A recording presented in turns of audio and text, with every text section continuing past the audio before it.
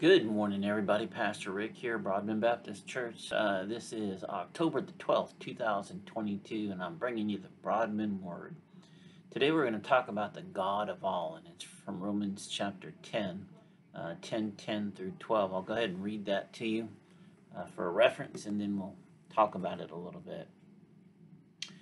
It says, "For it is with your heart that you believe and are justified, and it is with your mouth that you profess your faith and are saved. As Scripture says, anyone who believes in him will never be put to shame, for there is no difference between Jew and Gentile. The same Lord is Lord of all, and richly blesses all who call on him. For everyone who calls on the name of the Lord will be saved."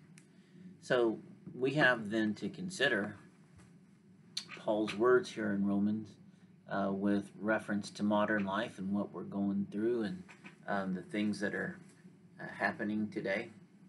And in thinking about it, we shouldn't differentiate between groups. I know as humans, it's easy for us to do. It's easy for us to think that possibly these folks are different than these folks or whatever. Not with any intention of bias or certainly not any prejudice, but with simple categorization. That's how we work with everything in the world. We tend to put things in boxes or categories or whatever word you want to use. We group things together. And Paul clearly says that we can't do that with Christianity. God is the God for all, and all who profess will be blessed, and that everyone will be saved. So looking at this from a Great Commission perspective, then, we need to be extra vigilant for groups of folks that we don't normally come into contact with, because God is the God of all, so he is their God as well, same as he is our God. Particularly for those of us who are in a portion of life where you tend to travel in the same circles, go the same places, see the same people. Maybe you're not as socially engaged as younger folks might be, or just maybe you're a homebody, but you're going to be out and you're going to be places and you're going to see people of all kinds of people groups. And so then the natural tendency for us would be to want to fit in with the ones that we align with and perhaps reach out to the ones that maybe we don't. But do you truly think of them as the same? We need to have eyes that see other people groups, no matter what the difference,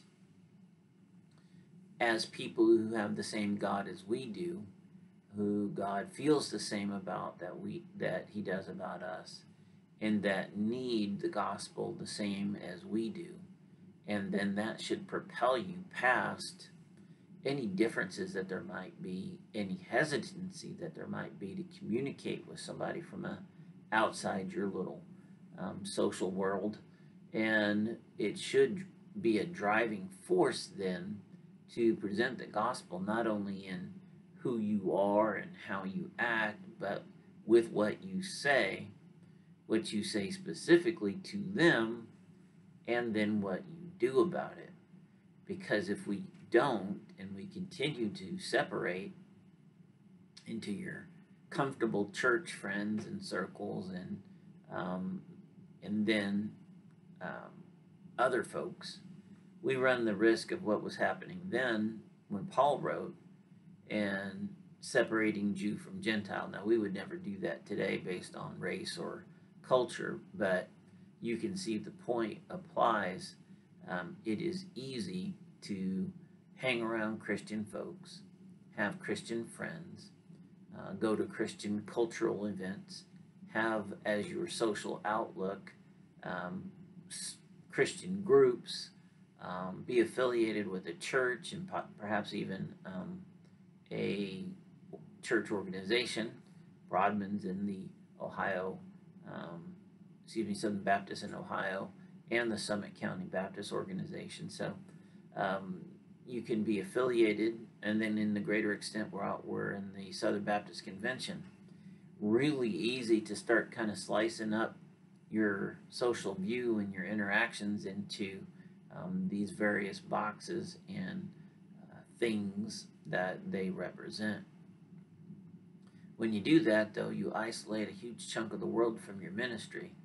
You not only isolate them, you exclude them, or at least make the possibilities of them seeing and hearing the gospel in and through you not so likely. And that's a shame, because that's not what Paul is talking to us about. That's not what the entirety of the book of Romans is about, or any of the evangelical writings of the Apostle Paul presented to us as Scripture, thus inspired by God through Paul to write.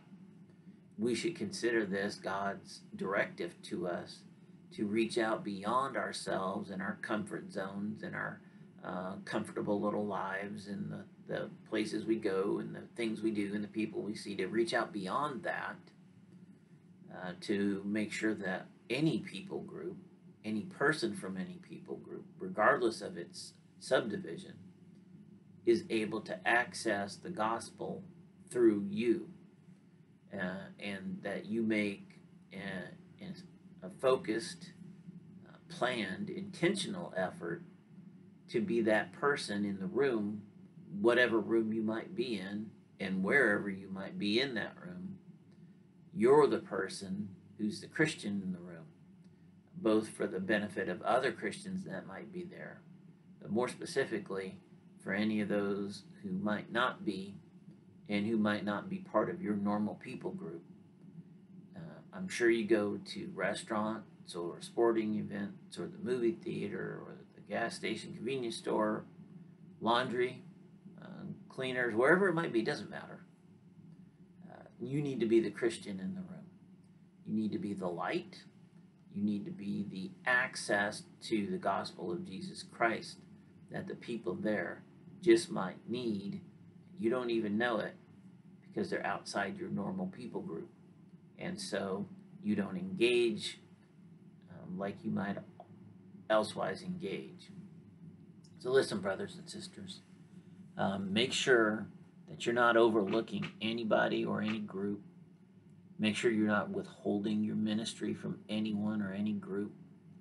Make sure you have planned intentionality about your days and times, so that you are, in fact, the living gospel wherever you might be, because you never know why God took you there at any particular date and time.